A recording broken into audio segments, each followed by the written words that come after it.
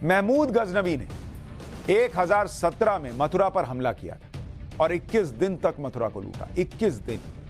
इसी दौर में ईरानी इतिहासकार अल उतबी ने अपनी किताब तारीख यामिनी में मथुरा पर हुए हमले के बारे में लिखा। सुनिए क्या लिखा कि शहर के दोनों छोरों पर हजारों घर थे जिनके मंदिर जुड़े हुए थे। बाकी मंदिरों की तुलना में शहर के बीच में एक विशालकाय मंदिर था जिसका निर्माण नहीं किया जा सकता, जिसका वर्णन नहीं किया जा सकता। माफ कीजिए। सुल्तान ने इस पर लिखा कि अगर कोई इसके बराबर की इमारत बनाना चाहता है तो वो सैकड़ों हजारों दीनार खर्च करके भी नहीं बना सकता, और अगर इसे बनाने में सबसे अनुभवी और कुशल कारीगरों को भी लगा दिया जाए तब भी ऐसी इमारत 200 साल में नहीं बन सकती। मूर्तियों में से 5 मूर्तियां लाल सोने से बनी थी और 15 फीट ऊंची थी, और मूर्तियां हवा में बिना किसी आधार के थी।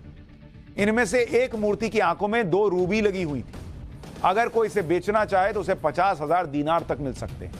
दूसरी मूर्ति में सफायर लगा हुआ था जो पानी से ज्यादा साफ था और क्रिस्टल से भी ज्यादा चमकदार। ये इतनी बड़ी और वजनदार मूर्तियां थी कि इन्हें बिना तोड़े इनका वजन नहीं मापा जा सकता था। सुल्तान ने आदेश दिया कि सभी मंदिरों को जला दिया जाए और उनकी जमीन समतल कर दी जाए। आप ये सब देखिए, ये सब किताबे यामिनी में लिखा हुआ है। अगर वहां कोई मंदिर था ही नहीं तो वो मंदिर कहां गया जो इस किताब में लिखा, और क्यों लिखा किताब में जब वहां कोई मंदिर नहीं था। 1017 में महमूद गजनवी ने जब मथुरा के मंदिर तोड़े तो उसके करीब 100 साल बाद 1150 में कृष्ण जन्म स्थान पर फिर से मंदिर बनाया गया।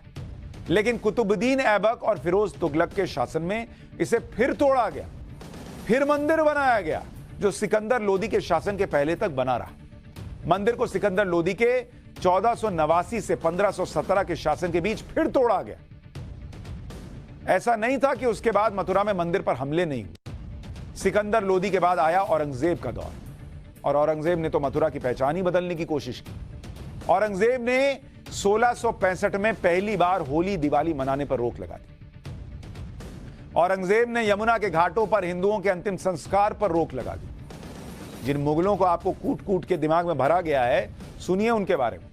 1666 में औरंगजेब ने केशव मंदिर से पत्थरों की रेलिंग हटाने का फरमान दिया।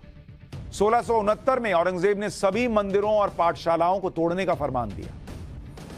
1670 में औरंगजेब ने मथुरा के मंदिर को तोड़ने का खास फरमान दिया।